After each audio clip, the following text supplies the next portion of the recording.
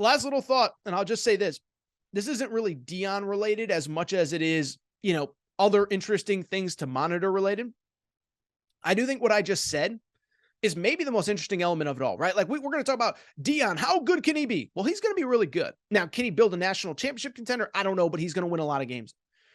What's going to be interesting to me, though, what ends up happening with Travis Hunter, for those of you who've forgotten, the #1 high school football player in America, who last year was committed to Florida State, and it was almost exactly a year ago this week that was committed to Florida State. National Signing Day comes. He doesn't sign his letter of intent, and he flips to Jackson State.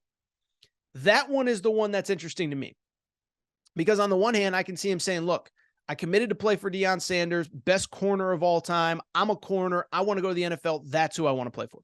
And I could see him saying, okay, he's going to Colorado now. Time for me to pack my bags, hit the Rocky Mountains, go to Colorado.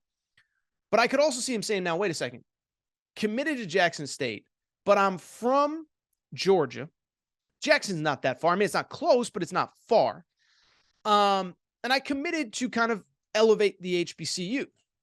Well, now the HBCU thing is done if I leave. And do I really want to go follow Deion 2,500 miles away? Now, that part, I don't know.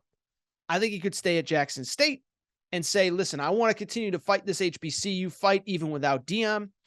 I could see the scenario where he follows Deion. Greatest corner of all time. This is who I committed to play for. This is who I want to play for.